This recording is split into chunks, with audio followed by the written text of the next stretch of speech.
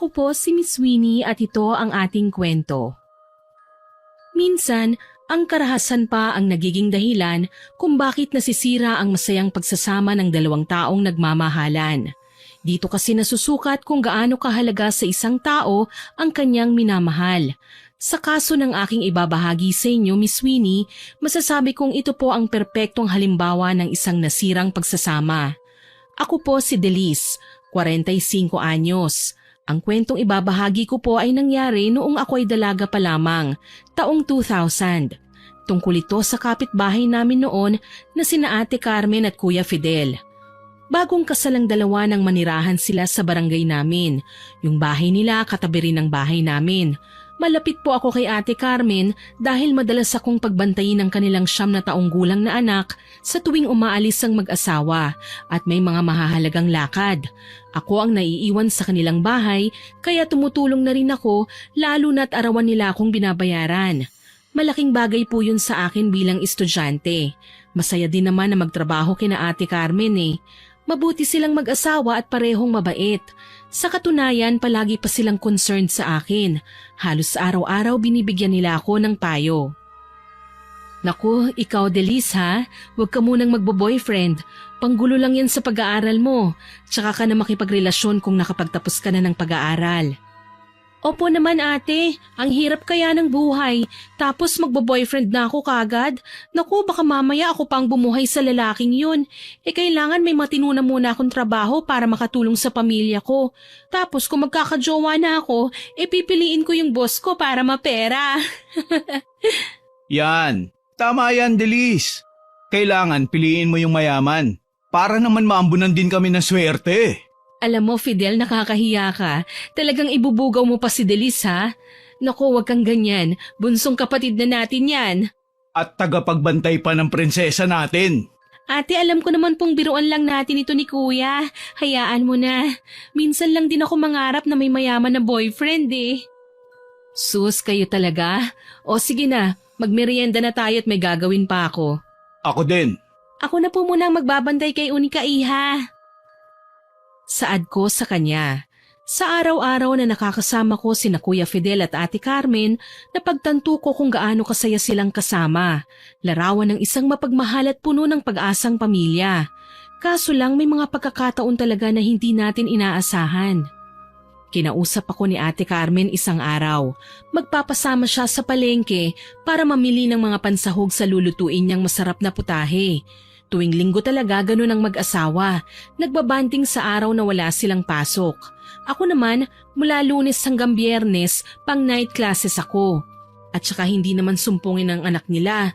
Pumayag ako dahil mabilis lang naman mamalengke noon si Ate Carmen. Nakalista na kasi ang lahat ng bibilhin niya eh. Tricycle lang ang sinakyan namin papuntang palengke. Pagdating doon ay kaagad kaming lumibot para makahanap ng mga murang presyo ng karne. Nakipagtawaran pa si ate sa isa sa mga suki niya nang lumapit sa amin si Tunying. Aba, ang aga nyo ngayon Carmen ah.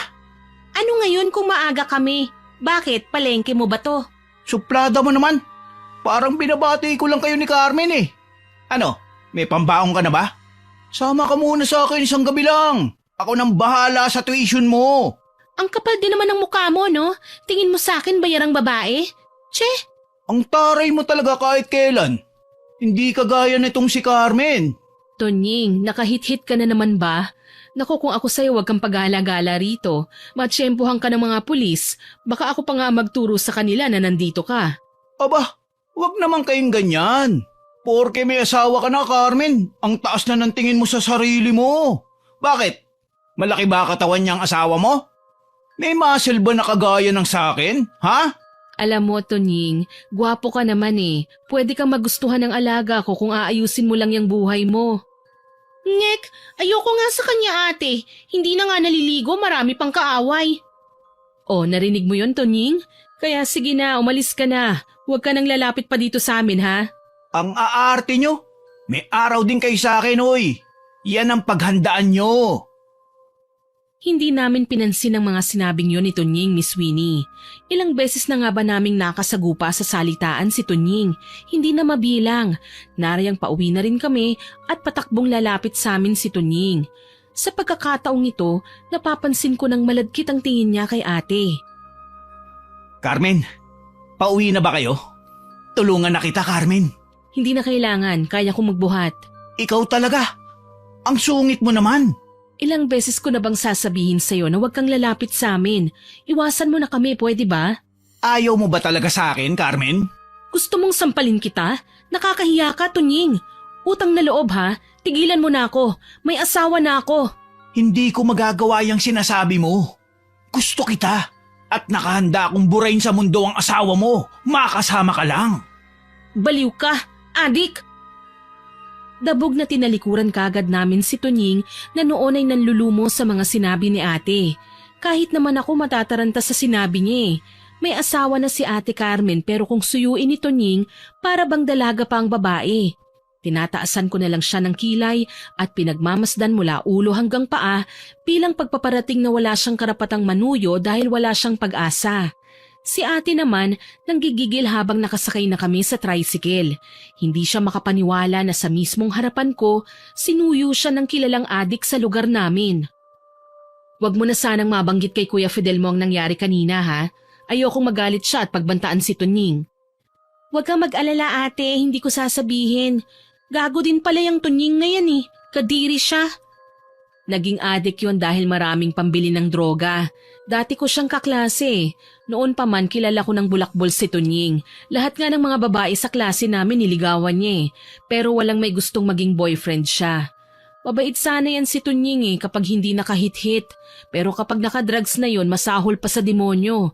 Kaya nga siya na-kick out dati sa eskwelahan namin eh. Kasi ba naman kinain niya ng buhay ang alagang parot ni Mrs. Valencia, yung teacher namin? Loko-loko pala ang taong yun ate. Naku, kinakausap din ako ng baliw na yon, lalo na kapag nag-iisa ako. Mabuti na lang talaga hindi rin ako nagpapapatol sa kanya. Hay nako, sobrang loko-loko ang taong yun. Kaya nga ayoko nang mapalapit sa kanya eh. Baka kung ano pang magawa niya sa atin. Alam mo naman basta mga adik, hindi sila natatakot man lang na kumatay ng tao anumang oras nilang gustuhin. Nakakatakot naman pala ang taong yun. Di bale ate, gagawin ko ang lahat. Hindi na makakalapit sa atin ng lalaking yun.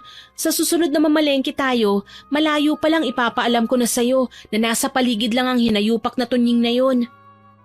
Salamat, Delisa. Wala pong anuman. Gaano man namin kagustong iwasan si Tunying, tila ba inaabangan niya kami ng sadya sa palengke. Nakabuntot na siya sa simula hanggang sa matapos na kaming mamili. Tuloy inis na inis si ate at napapadalas na ang pangiinsulto niya kay Tunying. Noong una, akala ko tangang tambay lang siya sa kalsada na wala siyang binatbat sa amin. Akala ko siya ang taong pwedeng lait-laitin at pagsabihan ng masasakit na salita. Pareho kasi kami ni Ate Carmen eh. Hindi namin magawang tanggapin sa sistema namin na kakilala namin si Tunying. Kaso lang may mga tao pala na kahit gaano kababa sa tingin natin, hindi natin dapat na kinukutya. Dapat sana hindi ako nagpakampante. Dahil kasi sa mga banatan namin ng insulto kay Tunying, nagtanim na pala siya ng sama ng loob sa amin. At ang masama pa doon, ginamit niya ang pagiging adik para malamangan niya kami. Ang nakakapanlumo pa, nandamay siya ng mga kasama. Gabi yun nang magpaalam ako kina Ate Carmen at Kuya Fidel na uuwi na. Hindi naman kalayuan ang bahay namin, kaso lang nag-aalala sila sa akin. Ayaw nila akong pauwiin lalo na't nag-iisa na lang ako. Maaga pa raw silang aalis kinaumagahan, kaya pinatawagan na lamang ni Ate Carmen ang aking mga magulang para ipaalam na sasabay sila sa akin bukas. Dito ka na lang muna, Delis. Sabay na tayo bukas. Huwag kang mag-alala, pumayag naman na ang mama mo na bukas ng umaga ka na uuwi. Delikado na kasi kung pauuwiin ka pa namin ngayon, gayong pwede ka namang matulog dito. Sige po ate, okay lang naman din po sa akin yun. Tsaka para na rin safe ako, bukas na ako uuwi. Balita ko pa naman may naglipa ng manananggal sa bayan tuwing hating gabi. Kanina nga narinig kong pinag-uusapan ng mga tao sa palengke, yung tungkol dun sa taong natagpo ang patay at wala ng mga laman loob. Baka dinali na ng aswang. Ano? Naniniwala ka sa aswang? Naku, Delis, sa panahon ngayon, wala nang aswang. Ang sabihin mo, nagkalat na adik ang meron. Mga taong walang magawa sa buhay, kundi ang humithit at gumawa ng krimen. Kaya sa tindi ng kasalanan nila sa kapwa, Aakalain ng iba na aswang ang may gawa ng mga kababalaghan.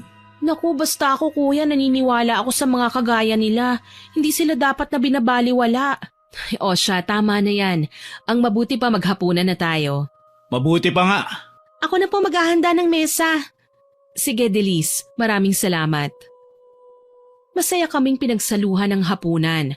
Kahit papaano naging maayos naman ang lahat hanggang sa magpasya ng magpahinga ang mag-asawa.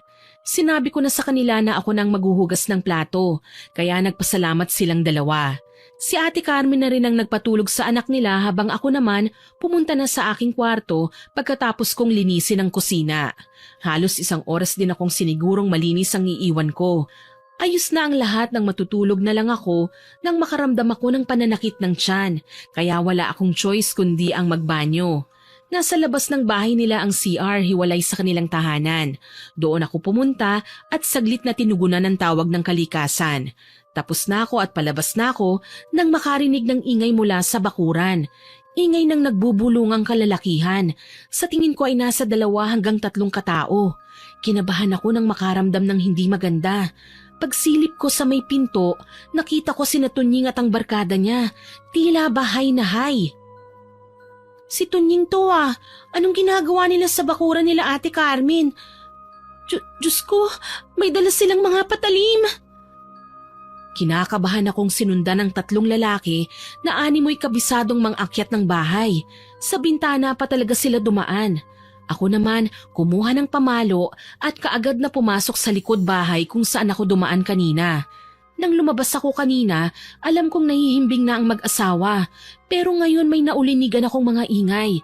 Narinig ko ang mahinang paghikbi ni Ate Carmen kasabay ang pag-igik ni Kuya Fidel. Mukhang sinaktan siya ng grupo ni Tunying. Maging ang anak nila ay nagising at tarantang nagsisisigaw. Hayop ka, Tunying! Ano bang kailangan mo? Bakit mo sinaktan ang asawa ko? Ang yabang mo sa palengke? Ilan pa naman pala yung asawa mo? Gago ka! Wala kang karapatang laitin ang sarili kong pamamahay! Hayop ka! Ikaw ang gago! Pare naman, wala ka nang kalaban-laban sa amin. Aba, sumasagot ka pa? Wala kang ipinagkaiba rito kay Carmen! Umalis na kayo, Tunying, bago pa man ako makapagtawag ng pulis! Pulis? Niloloko mo ba ako? Paano mo magagawa yun? Bago ka pa makapagtawag ng alagad ng batas, tapos na kami sa mga gagawin namin sa inyo. Anong gagawin? Teka lang, relax ka lang. Ano na mga tol? Hawakan nyo na si Fidel. Huwag kayong tatanga-tanga ha. Gusto nyo ng anliligaya, hindi ba? Ito na yun. Kinilabutan ako nang bugbugin pa muna ng mga kasama ni Tunying si Kuya Fidel. Lupaypay na ang lalaki at hindi naman makalaban nang simulan naman ni Tunying na bugbugin si Ate Carmen. Gustong gusto ko silang tulungan, pero alam kong dehado ko, ni hindi nga sila nalabanan ni Kuya Fidel eh, ako pa kaya. Nagpasya akong pumasok sa aking kwarto at ginamit ko ang aking cellphone. Tumawag ako ng pulis. May nakausap naman ako at nabigyan ng instruction sa mga gagawin. Kailangan ko raw manatili kung saan ako naroon ngayon at sila na ang bahala. Wala akong magawa kundi ang maghintay sa kanila habang pinakikiramdaman ko ang mga tao sa kabilang kwarto. Dahil may butas naman sa dingding ng mag-asawa, lakas loob ko silang sinilip doon. Nakita kong nakagapos si Kuya Fidel, nangihina pero may malay pa naman. Maging ang anak nila ginapos din at binusalan ng bibig. Pareho silang 3 na may mga hawak na kutsilyo. Nagsisimula na sa pagpupumiglas si Ate Carmen na hawak naman ni Tunying. Ano ba? Bitiwan mo ko! Wala ka nang magagawa, Carmen. Kami muna ang masusunod ngayon. Mga hayop kayo! Anong gagawin niyo sa asawa ko? Manood ka na lang. Nang matauhan ka na kayong mayayabang, may paglalagyan sa mga kagaya ko. Kasabay ng malakas na pagsigaw ni Ate Carmen ay ang pag-iyak ng kanilang anak. Naririnig ko rin ang panlalaban ni Kuya Fidel, ngunit sa ginagawa niya ay mas lalo siyang nasasaktan kapag humihigpit lalo ang gapos niya. Hindi na ako nakatiis. Tumalikod ako at umalis. Kung lalaban akong mag-isa, hindi ko sila kaya, Miss Winnie. Nag-iisa lang ako. 3 lalaking adik ang mga kasama ko. Kaya naman dali-dali akong nagtawag ng tulong sa mga kapitbahay. Umaasa na maisasalba ang mga taong naging parte na ng buhay ko. Mabuti na lang nakakaintindi sila. Ilan sa mga tatay at kalalakihang sakop ng kanilang pamilya ay may dalang pamalo, sakali man na manlaban si Tunying. Walang ingay silang gumapang at nakiramdam sa bahay nila Ate Carmen. Ang isa naman sa mga asawa ng mga kalalakihan na tumulong sa akin ang umalis at nagtawag ng mga tanod. Tinawagan nila ulit ang pulis na kinausap ko kanina. Sa totoo lang naiinis kami sa tagal ng pagdating ng tulong nila. Sana walang nangyaring masama sa kanila. Halos hindi na magkanda ugaga ang pagdarasal ko. Umaasa na sana masupil na ng mga tao si Tunying dahil hindi naman pwedeng basta na lang siyang papasok sa hindi niya bahay at mananakit ng mga tao. Ilang sandali pa, dumating na ang kapulisan kasama nila chairman at ng mga tanod. Isa sa mga matatapang na alagad ng batas ang patiyad na gumapang papasok hanggang sa mapagtagumpayan niyang maipatumba ang dalawa sa kasama ni Tunying. Gago! Sino nagpapasok sa'yo dito? Hinayupak na pulis! Sumuko ka na, Tunying! Nandito na sa labas ang mga alagad ng batas! Hayop ka, Dilis! Pakialamera! Bakit akala mo ba may magagawa ang pagbabayanihan mo? Nagtagumpay na ako sa masamang bala ko! Saglit siyang yumuko na animo may hinahablot. Maya-maya pa, napasinghap kaming nasa labas nang makitang si Ate Carmen pala ang kanyang hinablot. Tigmak sa luha ang mga mata, walang saplot at hindi malaman kung saang bahagi ng katawan niya ang tatakpan. Sobra akong naawa sa kanyang naging kapalaran. Labis na kahihiyan ang kanyang sinapit. Kaya naman kumilos na ang mga pulis. Kaagad nilang idinaan sa dahas si Tunying kahit kanina hindi magawang labanan ng nauna ng nakapasok na pulis dahil naabutan raw nitong tinututukan na ng kutsilyo si Ate Carmen. Parang awa mo na. Bitiwan mo na ako. Hindi pa tapos talaga ang plano ko para sa'yo eh. Buwisit kasi ang si Dilis na kasama niyo sa bahay. Nagtawag pa ng tanod at pulis. Kaya yan, mas lalo kang malulunod sa kahihiyan. Hindi totoo yan. Nagtawag lang ako ng pulis dahil may nakapasok na kriminal sa bahay niyo. At ikaw yon, kasama mga barkada mong adik. Hindi na nag-aksaya ng panahon ng mga pulis. Kaagad nilang ginawa ng paraan para masukol si Tunying na kalaunan na pagtagumpayan din naman nila. Pinusasa ng lalaki pagkatapos bugbugin ng mga alagad ng batas dahil sa panlalaban. Ako naman, dinaluhan kagad si Ate Carmen na noon ay muli na namang humahagulgol. Kaagad kong kinuha ang kumot at binalot sa kahubdan niya. Ilan naman sa mga tanod, tinanggal sa pagkakagapos ang mag-ama tsaka inalalayan. Hindi maawat sa pag-iyak ang kanilang anak dahil sa trauma. Ate, pasensya na po. Natagalan ang pagdating ng tulong na tinawag ko para sa inyo. Ate, sorry. Wala kang kasalanan, Delis. Kasalanan nito ng hayop na Tunying na yon. Kaso, pinagsamantalahan niya ako, Delis. Pinaboy niya ako. Mga hayop sila. Papatayin ko sila. Kumalma lang po kayo. Sasampahan po natin sila ng kaso. Titiyakin nating hindi sila makakalabas. Walang sino man sa kanila ang dapat na lumapastangan sa pagkababae ko. Pero pinagsamantalahan nila ako sa mismong harapan ng asawa ko. Ate, tahan na. Tapangan mo ang loob mo. Kailangan natin silang gantihan sa pamamagitan ng pagpapakulong sa kanila. Hindi tayo titigil hanggat hindi sila napaparusahan. Sinira nila ang buhay ko. Mga hayop sila!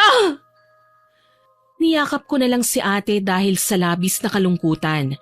Hindi ko naman siya magawang pagsabihan na wag nang umiyak at magiging ayos lang ang lahat dahil kahit kailan alam kong hindi siya magiging okay. Ginahasa siya ng adik na si Tunying at binaboy sa mismong harapan ng kanyang asawa at anak. Pagkatapos, binanatan pa ni Tunying si Kuya Fidel ng pagsuntok nang matapos na siya sa ginawa niya sa asawa ng lalaki. Sa dami ng natamong bugbog, nawala ng malay si Kuya. Ipinagpapasalamat ko na lang nang magising si Kuya at kinamusta niya si Ate Carmen kung okay lang ba ang babae. Nagyakapan silang dalawa, kaya naiyak na lang ako para sa kanila. Isang malaking dagok itong humagupit sa mag-anak at hindi ko alam kung paano nila ito malalagpasan. Fidel, patawad. Wala akong nagawa para ipagtanggol ang sarili ko. Wala akong nagawa nang gahasain niya ako. Hayop siya. Mamatay na sana si Tunying. Shh! Huwag ka nang umiyak. Gagawin natin ang lahat. Makaganti lang sa mga hayop na yun. Gagawin natin ang lahat. Mapanagot lang ang mga may sala. Akala ko pandidirihan mo na ako. Nalalayuan dahil sa nangyari sa akin.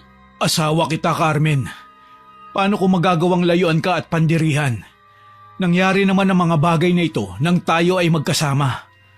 May pagkukulang din ako. Ikaw, Delis. Mabuti at nakapagtago ka. Pagkatapos ko pong maghugas ng pinagkainan at linisin ang kusina, nagbanyo po ako. Palabas na po ako nang mapansin ko si Tunying na papasok sa bakuran niyo.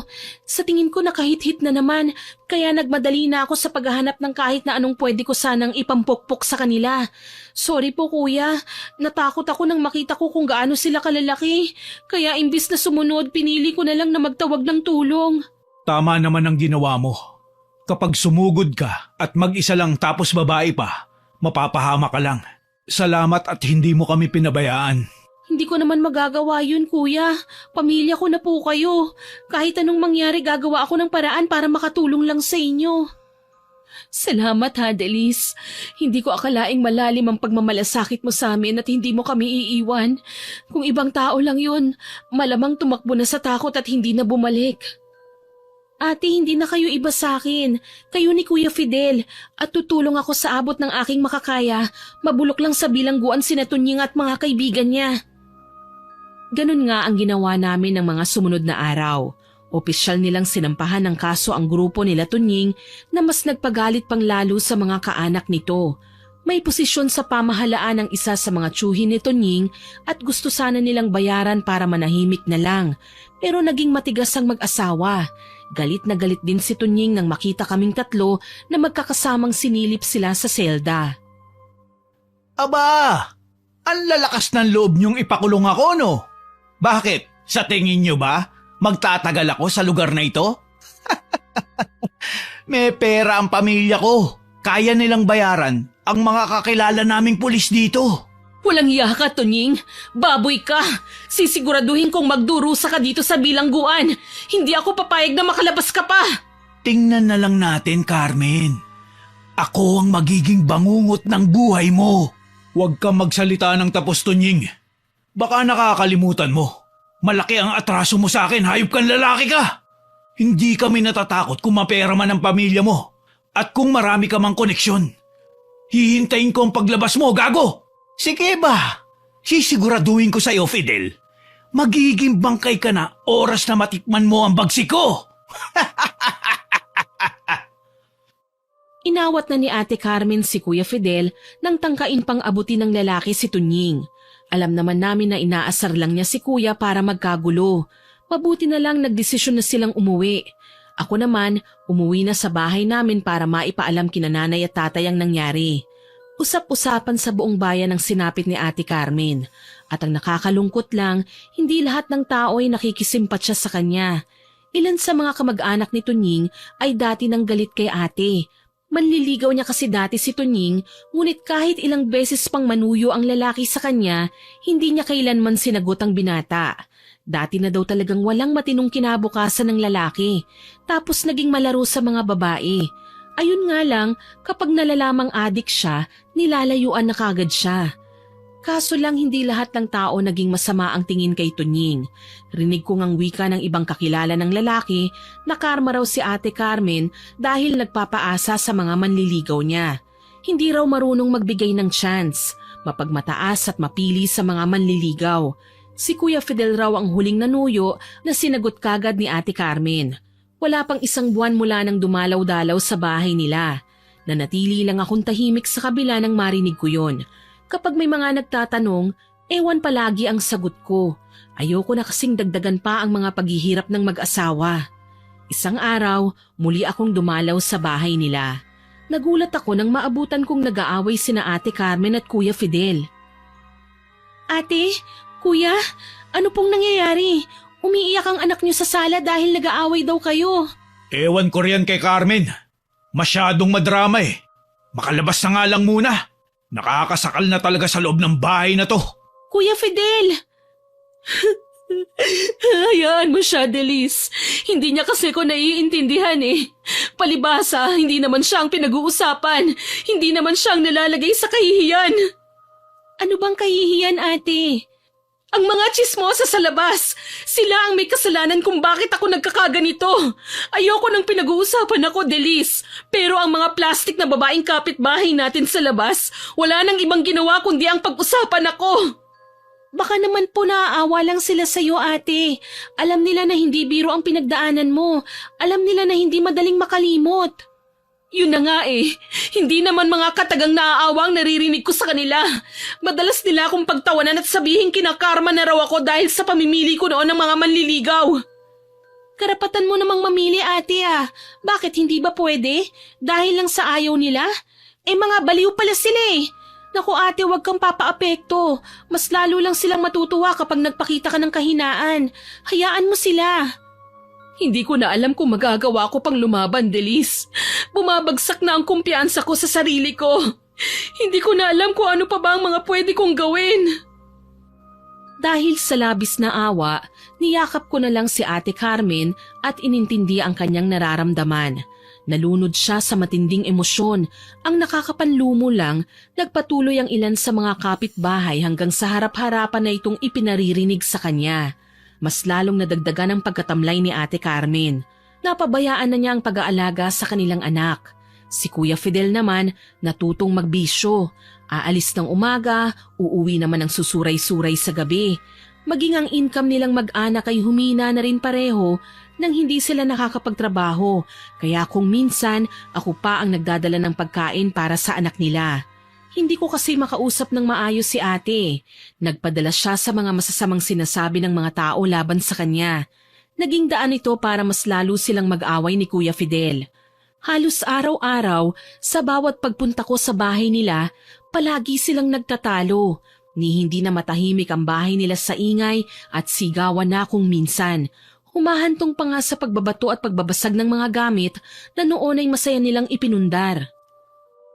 Hayop na buhay to! Paano pa ako magsisikap kung palagi mong pinakikinggan ng ibang tao? Ano pa bang natira sa atin? Wala na, Carmen! Utang na loob naman! Umayos ka! Malakas lang ang loob mong sabihin yan dahil hindi naman ikaw ang pinag-uusapan. Hindi ikaw ang pinaparinggan. Ilang beses ko na bang sinabi sa'yo na wag mo na silang papansinin pa?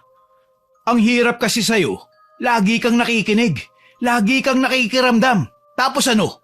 Kapag nakarinig ka ng mga salitang hindi mo gusto, iiyak-iyak ka dyan. Kita mo naman ang mga tsismosa sa labas, hindi ba? Pinagtatawanan ka nila kasi mahina ka. Mahina na akong mahina. Wala akong pakialam. Kahit kailan, hindi mo naman ako binigyan ng pagkakataon labanan ng mga taong nang api sa akin. Hindi nga ba talaga, Carmen? Si Tunying, hindi ba't ipinakulong natin? Kung tutuusin, ikaw nga at si Delis ang may pasimuno kung bakit galit na galit siya eh. Ininsulto mo yung adik na taong yun. Pinagmamalakihan mo. Tapos ano? Ngayon, ginantihan ka. Iiyak-iyak ka. Hindi lang ikaw ang nasasaktan sa sitwasyon, Carmen. Ako din. Ako ang lalaki. Pero kahit ilang beses mo pa rin sabihin sa akin na ginahasa ka, para mo pa rin akong iniputan sa ulo. Kasi sa bawat pagkikita nyo ng hayop na yun at umiwas ka lang, hindi niya magugulo ang buhay natin. Nang mga sandaling yon, hindi ko na alam kung anong sasabihin ko. Para kasing sa pagkakaintindi ko sa sinasabi ni Kuya Fidel, sinisisi niya si Ate Carmen sa nangyari rito. Muli, nagsilbi akong taga-alo ni ate kapag natatapos na ang away nila ni Kuya Fidel. Tuluyan na ngang lumamig ang pagsasama nila, ni hindi na nakitaan pa ng interes na ibalik ang dating init ng pagmamahalan nila. Maging ang kaisa-isa nilang anak na pabayaan na. Madalas nasa kapitbahay, nakikikain o di kaya ay nangihingi ng kahit konting barya para pambili ng makakain. Hindi ito kinaya ng konsensya ko, kaya pinakiusapan ko na si Ate Carmen. Ate, naaawa na po ako sa anak niyo eh. Palaboy-laboy na lang po siya sa kalye. Uuwi na lang dito kapag inaantok na o pagod na sa kalalaro. Ate naman, nag-away lang kayo ni Kuya pero hindi ibig sabihin nun mawawala ng pagmamahalan niyo sa isa't isa. Sana naman mag-usap na kayo. Kawawa naman yung bata eh. Pati si Kuya hindi na pinapansin ng anak niya. Dinadaan-daanan na lang.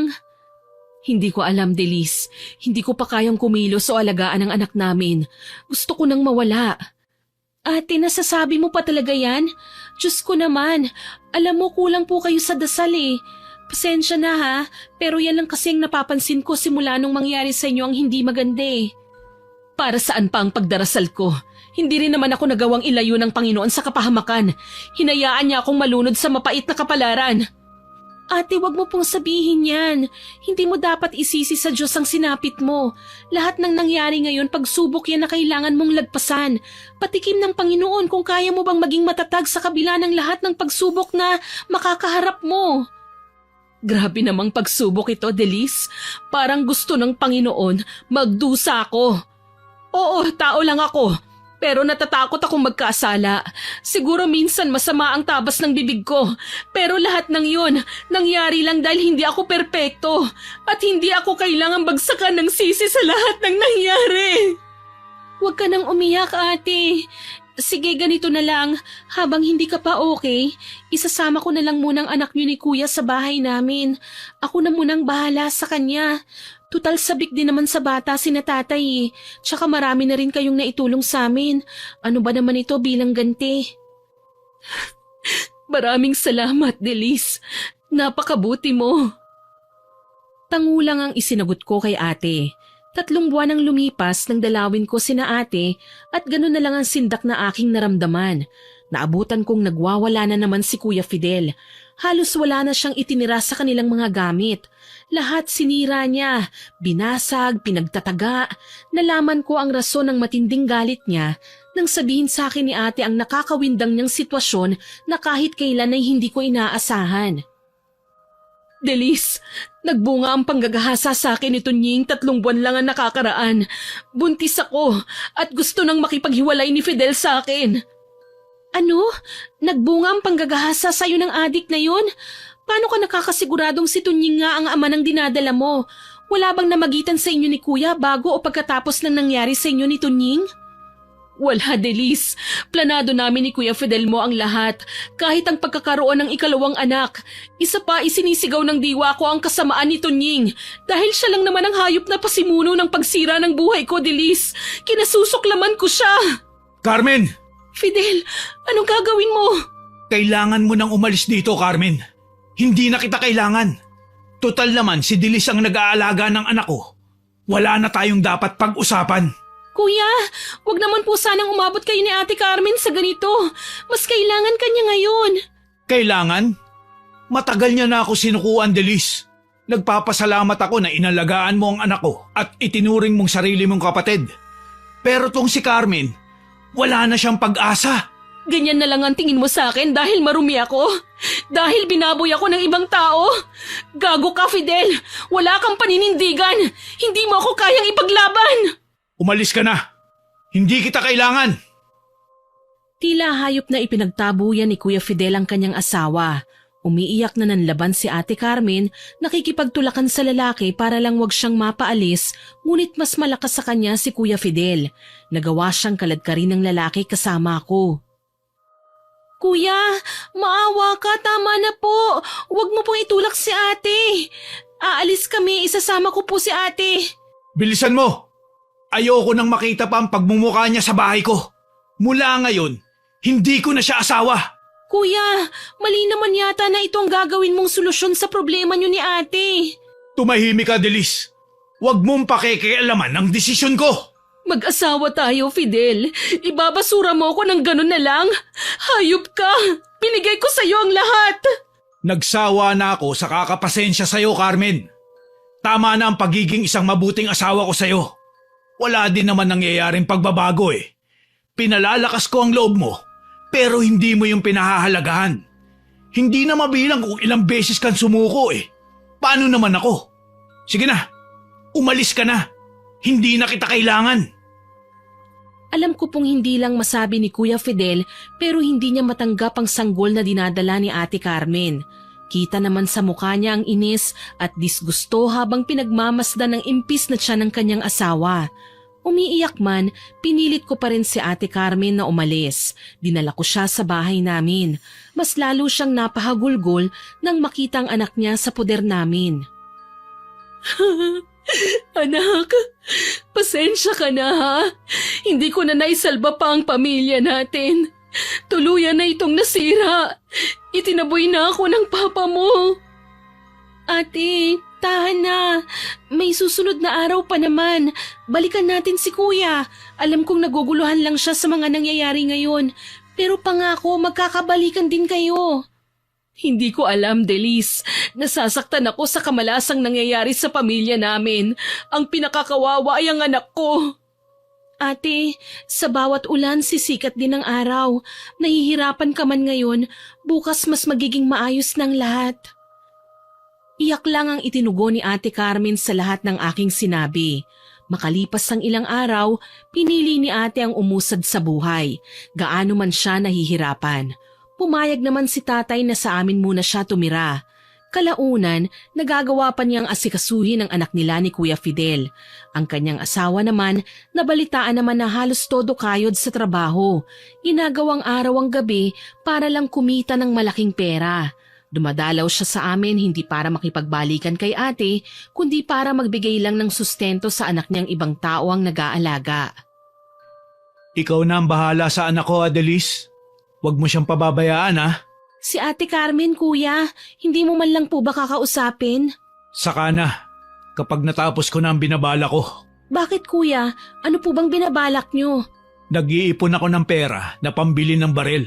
Oras na magawa ko na ang kailangan kong gawin, saka ako nababalikan ng anak ko. Ang mahalaga sa ngayon, ligtas sila. Kuya, sabihin mo nga kasi ng malinaw, ano po ba ang gagawin mo sa baril? Papatayin ko si Tonying Delis. Napagtanto ko, oo nga at nabuntis niya si Carmen. Pero hindi makatarungan na sa asawa ko isisi ang lahat ng kamalasan nangyari sa amin. Nadala lang ako ng sobrang galit ko nang ipinagtabuyan ko siya. Sabihin na nating mali ka nga sa naging aksyon mo sa asawa mo, kuya.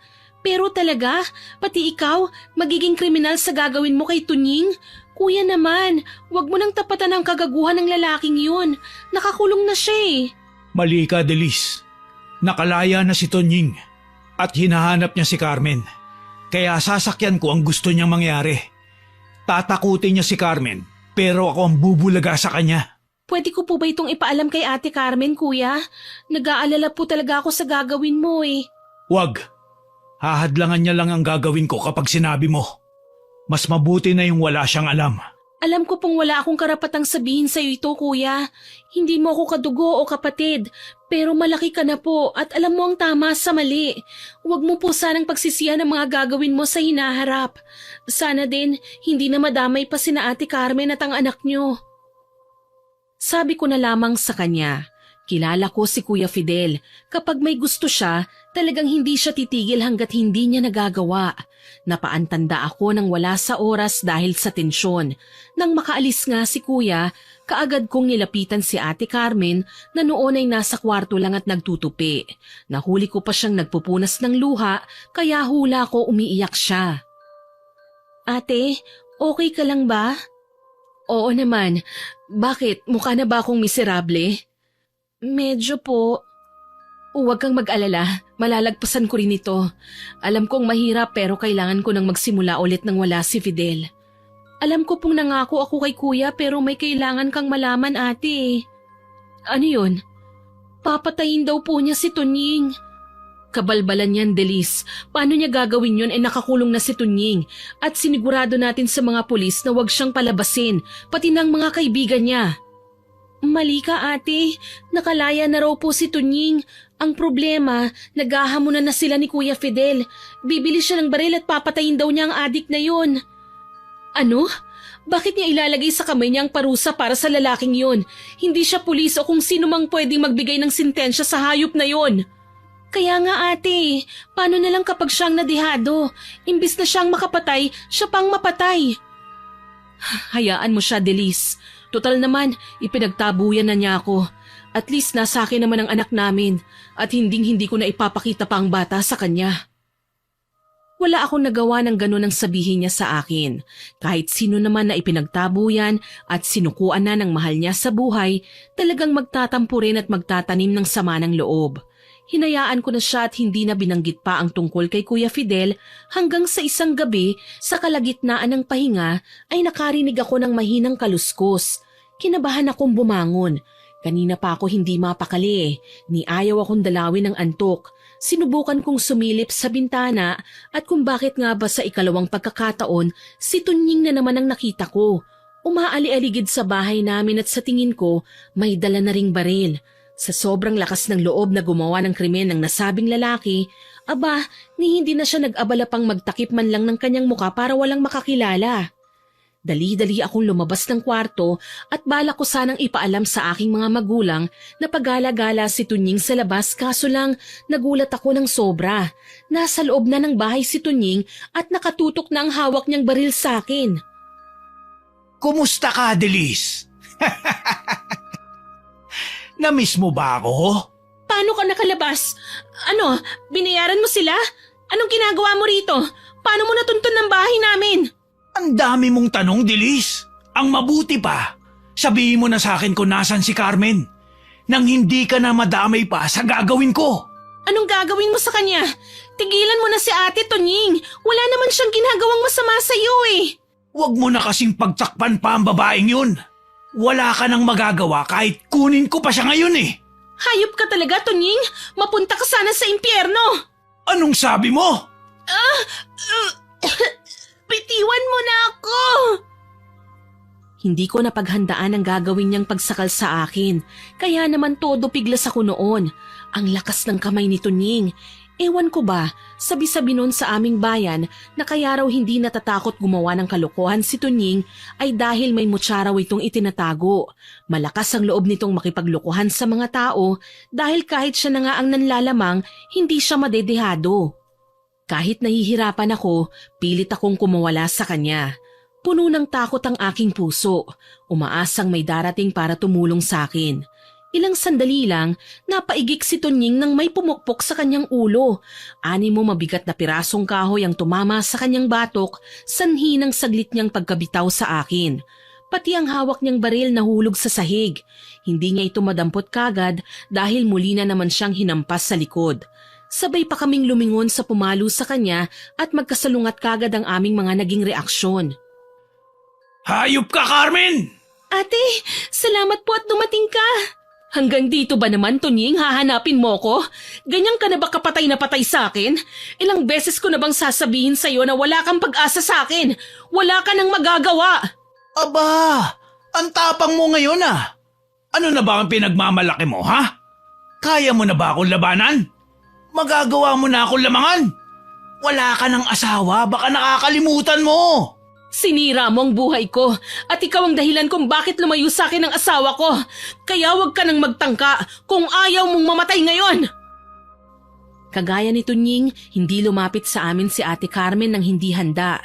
Iniangat niya ang kanyang kamay at nakita ang hawak niyang kutsilyo. Gulat na gulat ako noon. Halos hindi ko na nga masabi kung si Ate Carmen pa ba ang kaharap ko. Tila nawala siya sa katinuan habang gigil na hinahabol si Tunying ng kutsilyo. Papatayin kita, Tunying! Hindi kita mapapatawad sa ginawa mo sa akin! Sisiguraduhin kong sa impyerno ang bagsak mo! Hindi mo ko kaya, Carmen! Mas malakas ako sa'yo! Walang iya ka! Mamamatay ka na! Napasigaw ako nang iumang ni Ate Carmen ang hawak niyang kutsilyo kay Tunying. Ang balak niya, gawaran ng saksak ang lalaki. Kaso lang nasangga ni Tunying ang braso niya. Malutong pang humalakhak sa harapan niya ang lalaki, tsaka aktong babaliin ang kanyang braso. Napatili sa sakit si Ate Carmen. Bitiwan mo ako, hayop ka! Kahit kailan hindi ako papayag na magtagumpay ka! Mas malakas ako sa'yo, Carmen. Nakalimutan mo na ba? Nagtagumpay na ako sa bala ko sa'yo. At ngayon, mukhang maaangkin naman kita.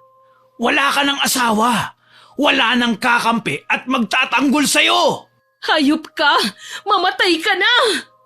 Ate, mag-iingat ka! Itakas mo na ang nanay at tatay mo pati ng anak ko! Bilisan mo! Ako na ang haharap sa walang yang ito! Papatayin ko siya! Hindi ka magtatagumpay, Carmen! Muling humalakhak si Tonying at dinampot ang tumilapon niyang baril sa sahig. Mabilis niya itong tinutok sa babae. Ipuputok pa nga sana ng lalaki ang baril, kaso lang hindi ito pumutok. Mura ng mura si Tonying at halos hindi na magkanda o gaga sa kaaayos ng kanyang baril. Nang sinubukan niya itong iputok sa ere, ayun, naglabasan naman ng bala. Nakangisi siyang hinarap ni Ate Carmen. Putya! May sa maligno kaya atang babae ka! Bakit? Natatakot ka? Kahit demonyo ka pa, hindi ako matatakot na ibalik ka sa lugar ng pinagmulan mo! Ikaw ang demonyo sa ating dalawa, Tonying. Ikaw ang dapat na mapupunta sa impyerno. Sa laki ng naging kasalanan mo sa akin, dapat nga pinaparusahan ka na sa kaharian mo. Kung mapaparusahan man ako doon, di mas mabuting isama na lang kita! Nakahanda na si Tonying na patayin si Ate Carmen. Isang kutsilyo ang kinuha niya sa tagiliran at nakakasiguro ang lalaki hindi napapalya ang kutsilyo, hindi kagaya sa baril na mukhang may kinakampihan. Kaso lang, bago pa man mangyari ang lahat, nagulantang na sila. Biglang bumukas ang pinto at pumasok si Kuya Fidel na noon ay nangangalit ang bagang na nilapitan si Tonying. Ilang araw na kitang hinahanap, gago ka. Tapos dito lang pala kita makikita. Kalma lang, pare. Gusto lang kitang unahan sa asawa mo. Aba, sa ilang buwan niyo kong ipinakulong, hindi na ako nakatikim pa ng babae. Anong tingin mo sa asawa ko para sa lahat? Diyan ka nagkakamali, Tonying. Ako na ang huhukom sa'yo. Sa impyerno ka na babagsak. Di subukan natin. Dahil sa likas na kay Tonying ang pagiging tuso, mabilis niyang dinaganan si Kuya Fidel at pinagsusuntok. Nakuha ko naman ang pagkakataong yon para tumakas. Hinila ko naman si Ate Carmen na natutulala habang nakikitang nakikipaglaban ng kanyang asawa sa demonyo na sumira ng kanyang buhay. Sinubukan ko pang tunguhin ang kwarto nila nanay at tatay para kunin sana sila at nang sabay na kaming lumabas.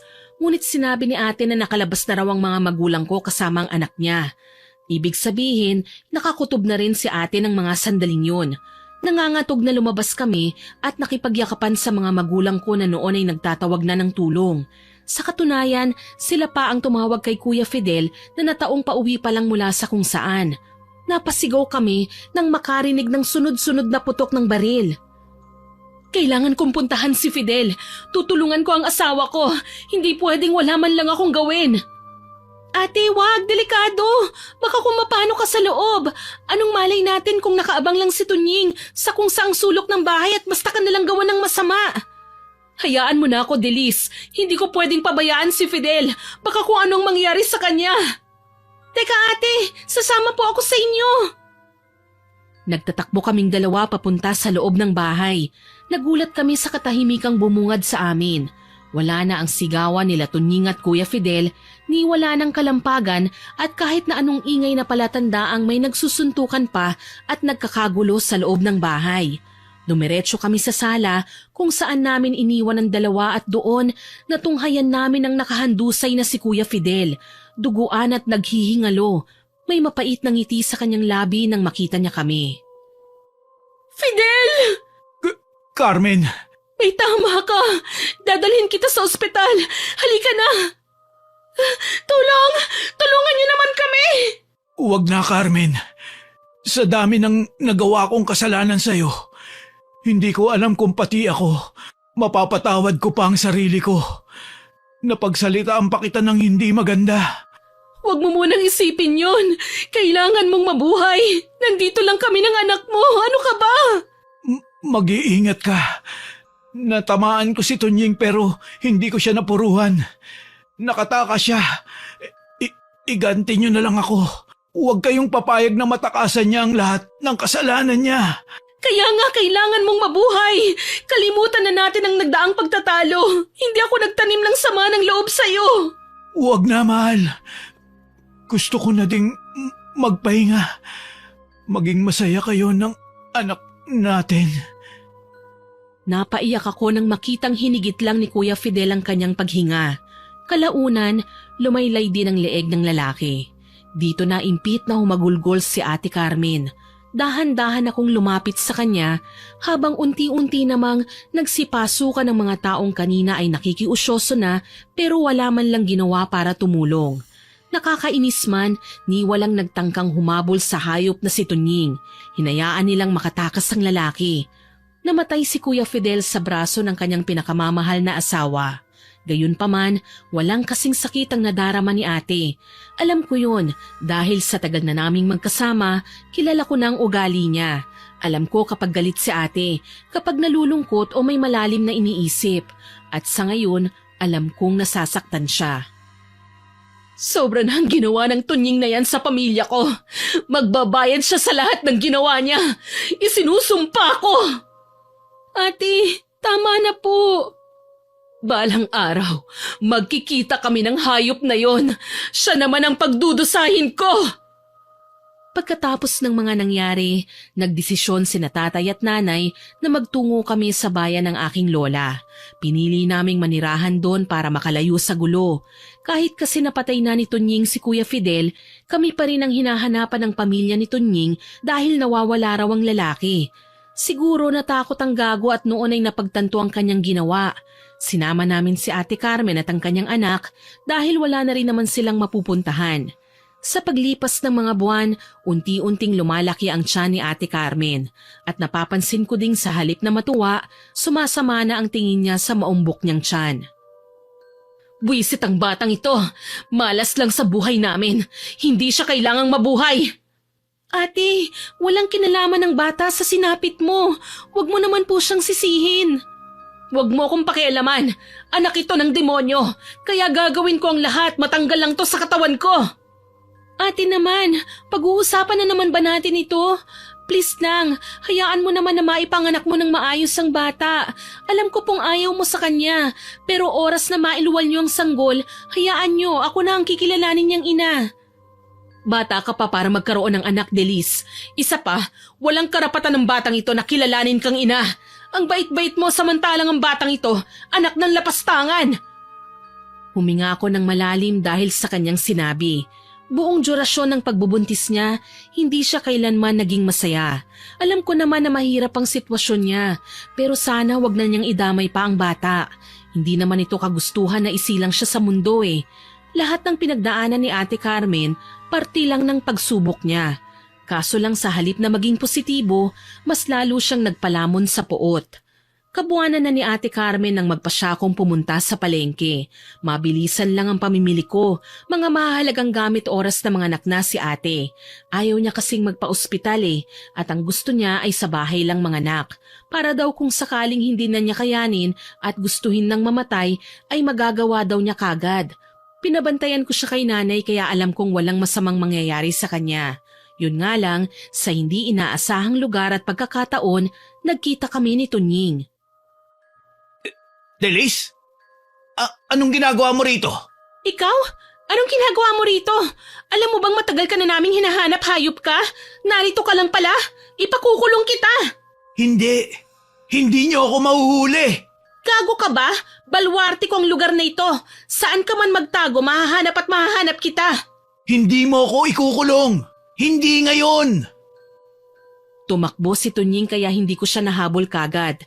Nang hinayang ako dahil pagkakataon ko na sana para ipahuli siya. Kaso lang, nagsalita ang babaeng binilhan ko ng lampin. Sinabing kilala daw nila si Tunying. Isang dayo daw ang lalaki na hindi pa nagtatagal sa aming bayan nang dumating kami. Sa paanan ng bundok lang daw nakatira ang lalaki. Kasamang isang bulag na babaeng kasintahan nito kahit may katandaan na para lang may matuluyan. Napangiti ako at nagpasalamat. May maibabalita na ako kay ate pag uwi ko. Pagdating sa bahay, nagulat ako nang mamataan ng kumadronang nag-aasikaso sa pagbubuntis ni Ate Carmen. Nasa bahay siya at ang sabi, manganganak na raw si ate. Natuwa ako sa natanggap kong balita. Hindi naman siya nahirapan sa panganganak. Babae ang sanggol na inuluwal niya.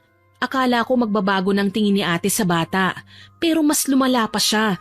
Nang makaalis na ang kumadrona, nang gigigil siyang sinigawan ng umiiyak na sanggol. Puwisit ka! Bakit hindi ka tumahimik? Ang ingay-ingay mo! Ate, kumalma ka naman. Sanggol yan at naghahanap ng gatas at init ng yakap ng isang ina. Ibigay niyo naman po sa kanya yun. Huwag mo akong pilitin, Delis. Anak ng demonyo ang batang ito. Nararapat lang na sundan niya ang tatay niya sa impyerno.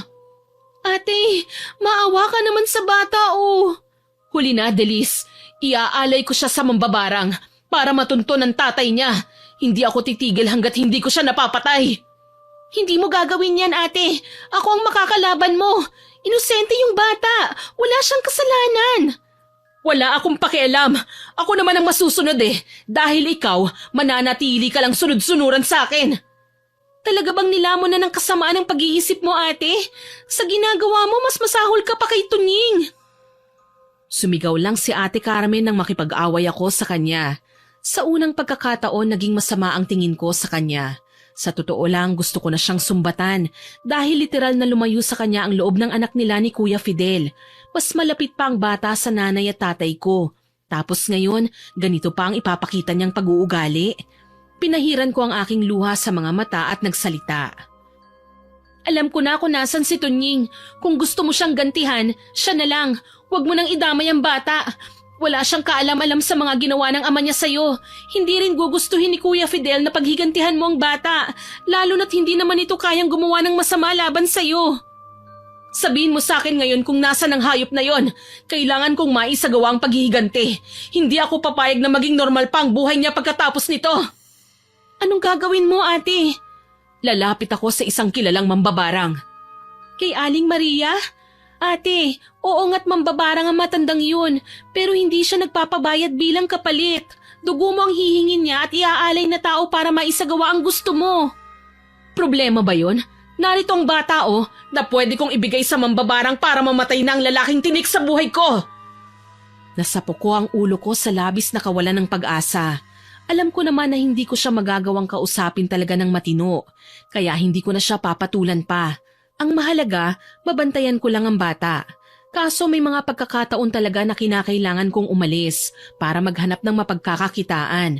Dala na din noong nangyari sa amin sa pagkamatay ni Kuya Fidel na hinto na ako sa pag-aaral. Ako na lang ang inaasahan nila nanay at tatay. Sa tuwing tumatawag naman ako, sinasabi nilang okay lang daw si ate at palaging karga ang bata. Ni hindi nga raw pinapaalagaan sa kanila. Ang mas nakakatuwa pa dun, hindi na umiiyak ang bata. Siguro dahil nasa bisig na siya ng kanyang ina. Makalipas ang 1 buwan, umuwi ako sa bahay.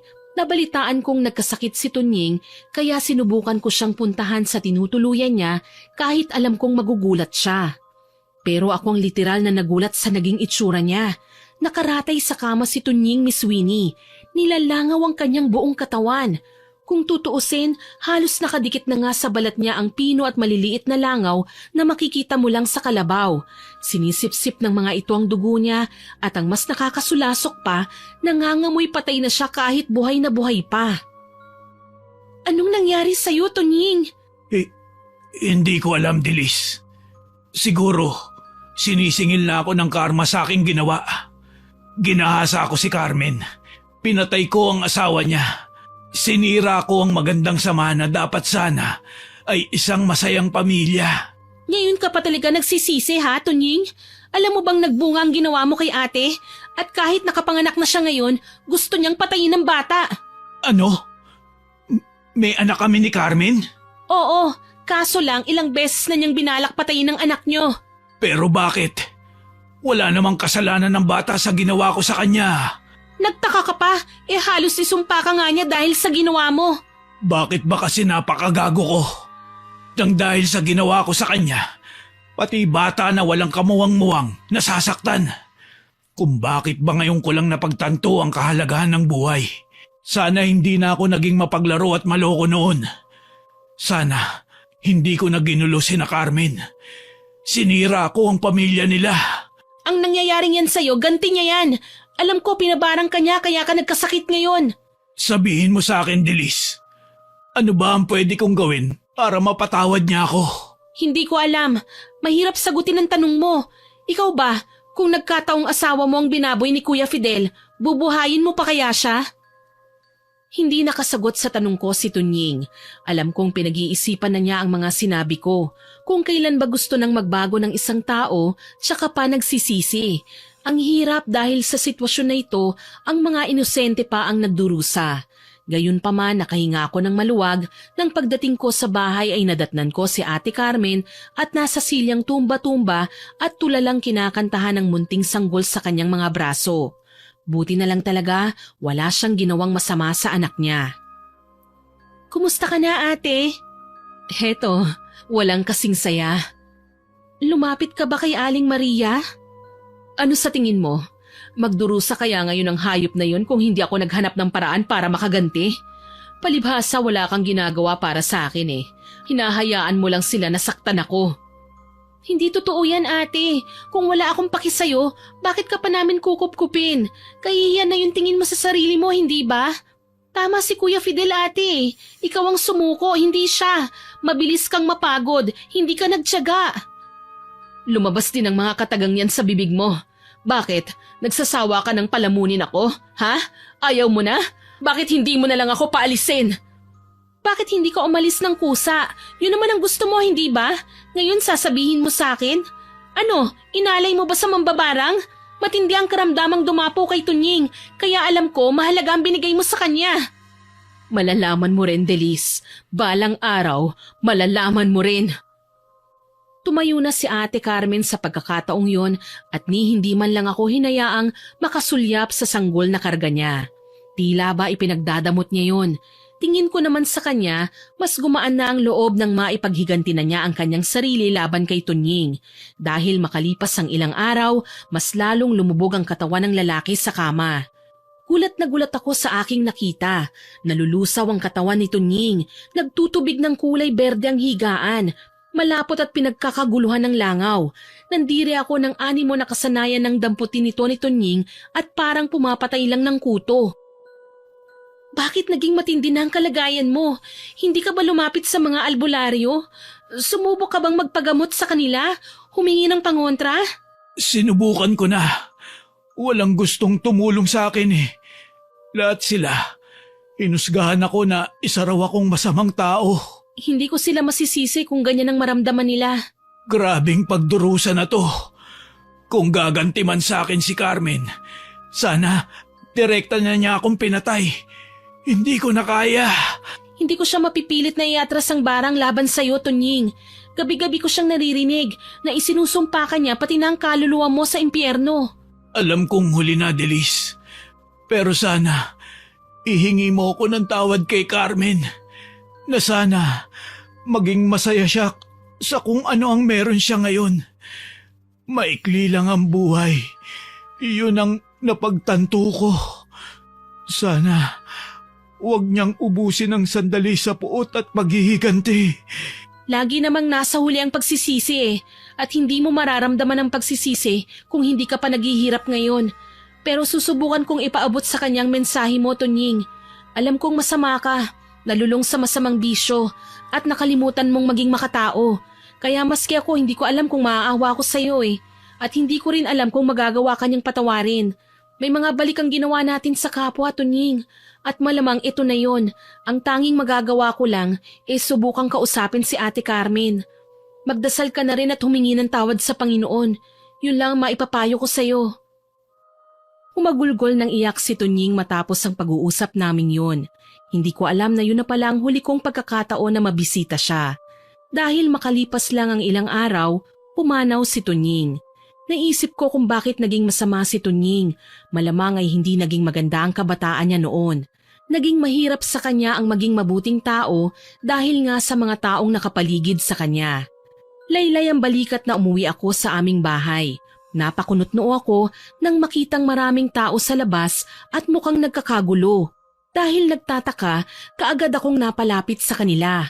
Halos takasan ako ng ulirat nang makita si nanay na umiiyak habang nakatingin sa nakabitin na katawan ni Ate Carmen. Nagbigti ang babae at hindi nang hinayang sa dapat sana ay magandang balita para sa kanya na ibabalita ko. Diyos ko, anong nangyari? Ate Carmen, bakit mo ginawa ito? Paano na ang mga anak mo? Ate! Bulungan ang maririnig sa paligid. Halos hindi na nga ako makapagsalita ng maayos nang lumapit sa akin ang matandang mambabarang na si Aling Maria. Nakangisi siya habang pinagmamasdan ng nakabitin na katawan ng babae. Matapang na babae. Hindi natatakot sa kamatayan. Ginawa niya ang sinabi ko sa kanya. Ano? Bakit niyo po sinabi sa kanya yon, Aling Maria? Matagal nang nalulunod sa depresyon si ate. Tapos inutusan niyo pang magbigti. Natural gagawin niyang sinasabi niyo. Kung hindi marunong lumaban sa kalupitan ng mundo ang isang tao, mainam na kung mamamatay na siya. Kesa naman sa malunod sa hirap at magdusa. Wala silang mapagtataguan sa mundo dahil lahat ng nasa sulok nito ay puno ng pagsubok. Hindi niyo ho siya dapat na sinali sa kalokohan niyo, Aling Maria. Matanda na kayo eh. Gusto mo bang makatikim ng lupit ng kakayahan ko, ha, iha? Huwag niyo ho akong takutin, Aling Maria. Para niyo na ho akong apo. Alam niyo kung anong pinagdaanan ko. Kayo ang naging gabay ko noon, hindi ba? Kaso lang hindi ako kagaya ni ate. Pinili kong mabuhay para sa pamilya ko. Bumangon at magsimulang muli. Inalala ko ang mga panahong paslit pa lamang ako at wala pang ibang laman ng isipan kundi puro laro. Noong iiwan ako nila tatay sa bahay ng tiyuhin kong walang ibang ginawa kundi ang alagaan ako, nasa kalaunan nahaluan ng mali siya, nalagyan ng pagnanasa. Ang dating tagu-taguan naming nalagyan ng premyong humahantong sa kama.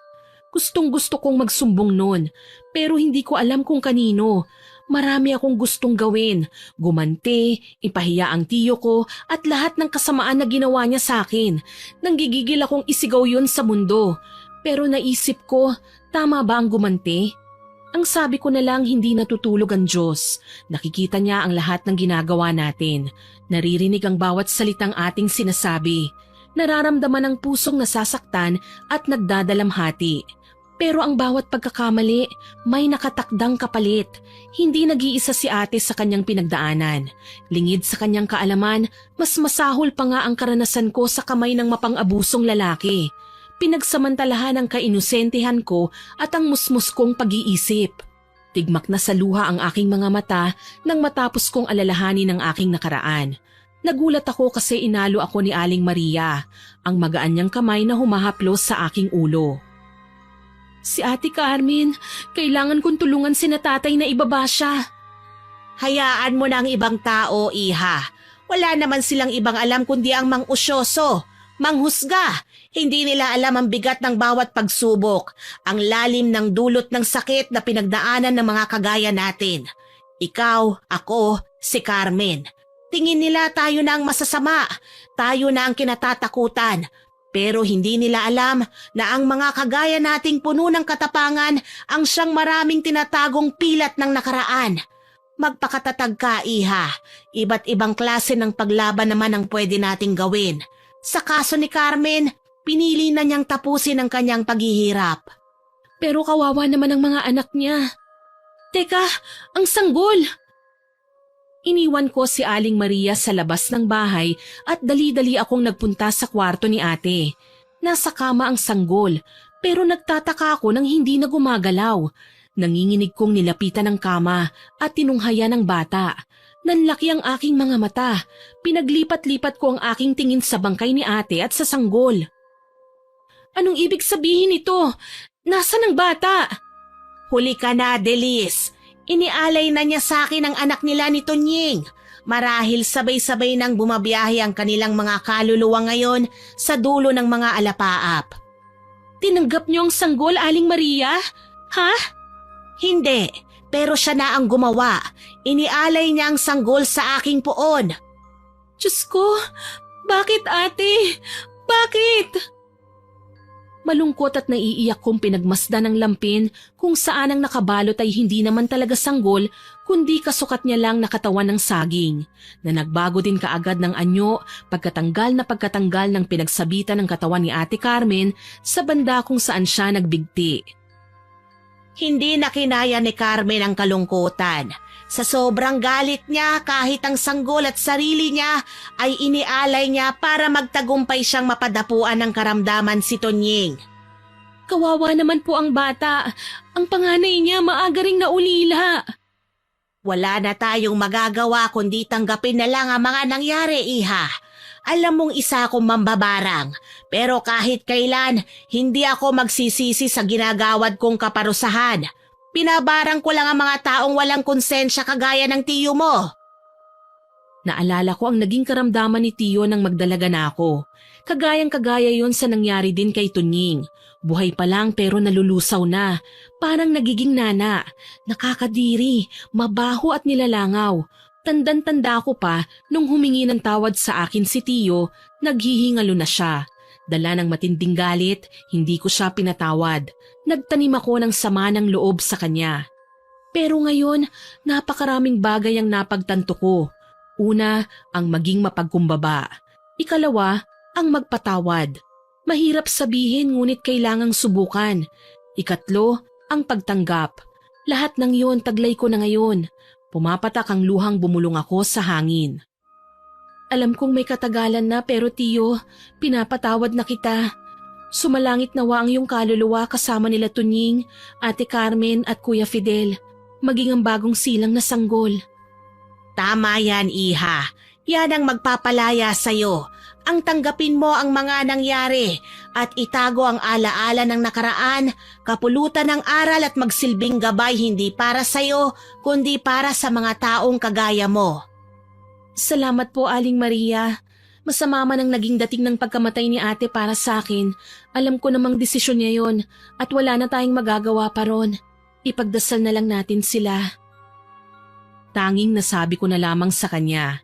Bago ko makalimutan, si Aling Maria din ang tumulong sa akin noon na makapaghiganti kay Tiyo. Binarang niya ang taong naging tinik sa buhay ko. Dahil sa kanya nakausad ako. Nakalimutan ang mga masalimuot na kahapon. Isa po akong biktima ng karahasan, panggagahasa, Miss Winnie. Pero lumalaban at sa mga taong nakaranas ng kagaya ng sa akin, hindi pa huli ang lahat. May oras pa para lumaban, itama ang mali at bumangon sa pagkakalugmok ng sakit na naranasan. Sa ngayon dalaga pa rin po ako, hindi na ako nag-asawa at naging nanay na lamang ako ng anak ni Ate Carmen. Hanggang dito na lamang po, more power po sa inyong channel at God bless. Sana po ay nagustuhan niyo ang aking ibinahaging kwento. Pero bago ko po tapusin ito, hindi po ito makukumpleto ng walang shoutout sa mga masusugid nating listeners. Shoutout po kina Miss Mean Villegas at sa Villegas at Gebora family from Laguna, kay Miss Pinky Hepertor, Ma'am Corazon Arañas, Miss Nancy Makasakit na nag-comment sa ganti ng naghihinagpis na kapatid upload. Ang sabi po niya, ni isa daw po ay wala siyang pinapalampas na kwento natin at kasama niya ang mama niya sa pakikinig. Salamat po ma'am.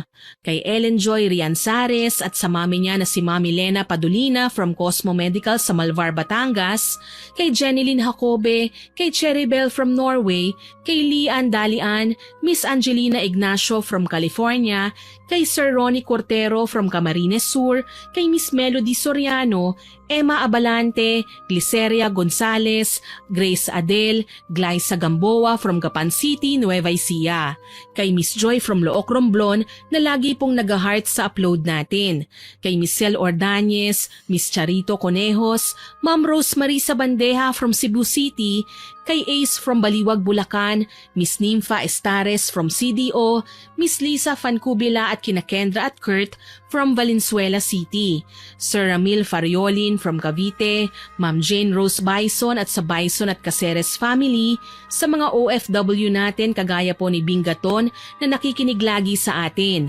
kay Lori Ann Vitalicio na new fan daw po ng ating channel, kay MK Huang, kay Ephraim Chan at Logan Chan, kay Ma'am Sonia S., Ma'am Lourdes Sanchez from Italy, kay Ma'am Edna Apelo na hindi raw po mabubuo ang araw niya nang hindi nakikinig sa atin. Salamat po ma'am. At sa mga regular listeners natin na sina Ma'am Milrose Demate, Miss Rosalina Bogayon, Ma'am Lydia Lopez, kay Vampire o I Love Traveled, kay Ma'am Basanta Mila, Eneria Family at Len TV, Ma'am Vicky Yabot at kay Sir Jaime Constantino. Salamat po sa inyong lahat na nag-comment at nakinig. Abangan niyo po sana ang mga susunod ko pang upload. Muli, ako po si Miss Winnie na nagpapasalamat sa inyong pakikinig.